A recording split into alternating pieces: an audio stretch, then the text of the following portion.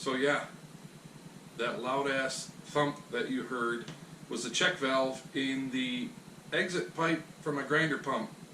Incredibly annoying.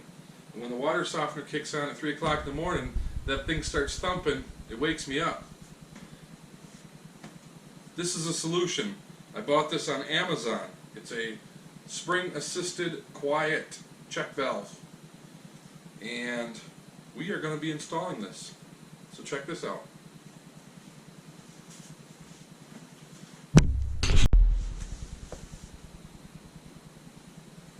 Okay, this is the original check valve. This is just a cheap $10 Home Depot or Lowe's check valve.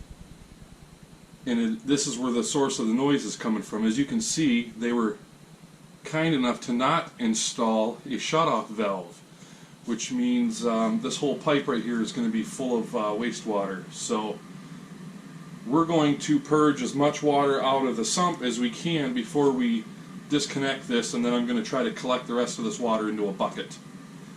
So to purge the water out of the sump, come down here to the outlet, and you've got a plug and a plug, okay? Now this right here is your float.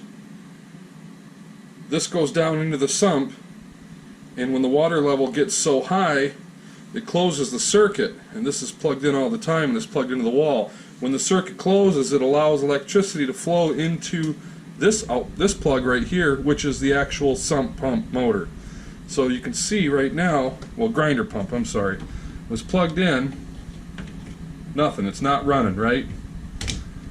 So what we're going to do is we're going to unplug the float, and we're just going to plug the pump straight into the wall. Pump is running. You can tell by this. Hear the noise every time I unplug it? We're going to let the pump run.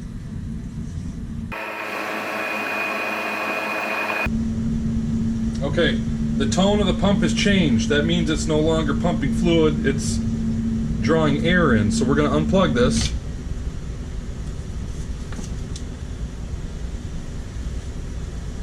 And we can remove this now. I should mention that before I pull this apart, before I even started this video, there's a bathroom hook to this system, okay? So before I even started this video, I ran the water in the faucets, I flushed the toilet several times, I ran the water in the bathtub, because I wanted to get as much of the wastewater out of the sump as possible to lessen the chance of it getting on me. So for the most part, we're just going to have water in this system. It's a really good idea to do that if you have a similar system and you got a bathroom attached to your grinder pump. You're going to want to run a whole bunch of clean water through it before you take this apart. It's a good idea to get some rubber gloves, because that is gross. So we're going to take it apart right here on the bottom side of the valve. We're not going to take it apart up here. This is all full of liquid. This is all full of water right here. So we're going to take it apart from the bottom side.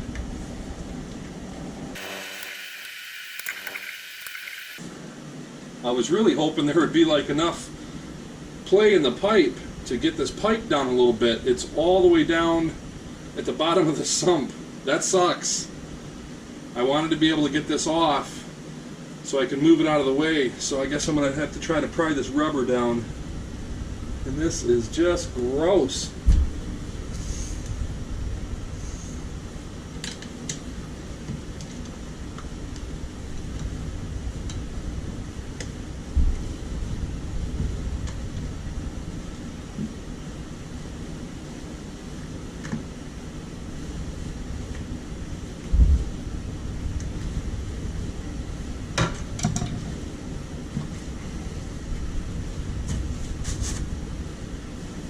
That rubber's all hard. It's no wonder why it was leaking. It feels like hard plastic.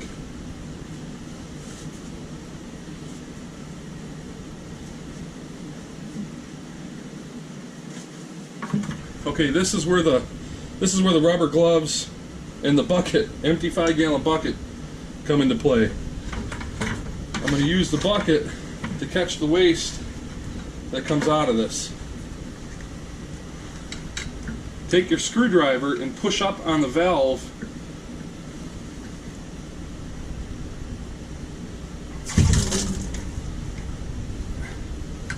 Boy, if I could get this pipe to move just a little bit. Okay, take your screwdriver, go up through here, push up on the valve. Water is going to flow out of this thing.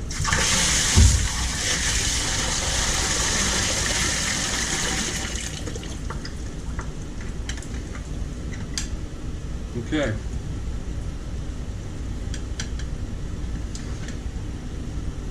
I expected that to hold more. It actually only put a couple inches in the bottom of my bucket here.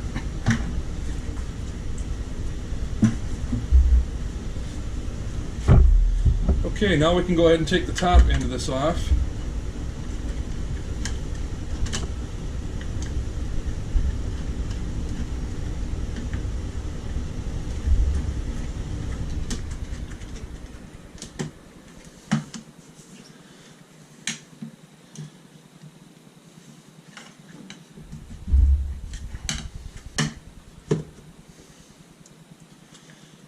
There it is, just a flapper.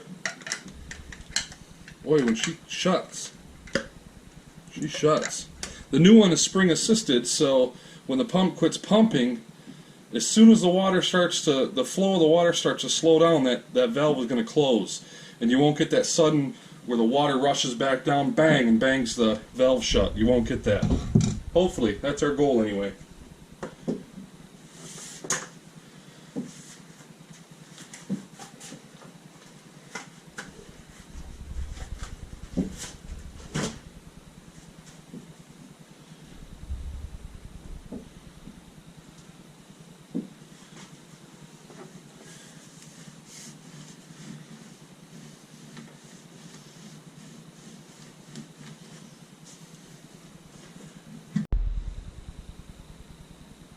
Now, because there was no shutoff valve, this job was a little bit messier than it had to be.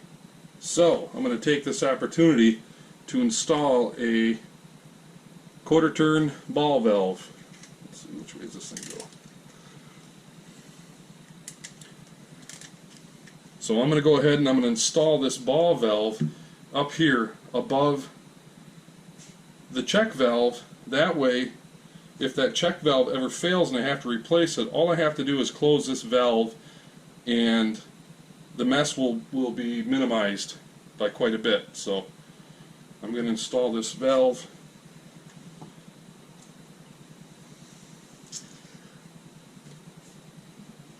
So let's see here.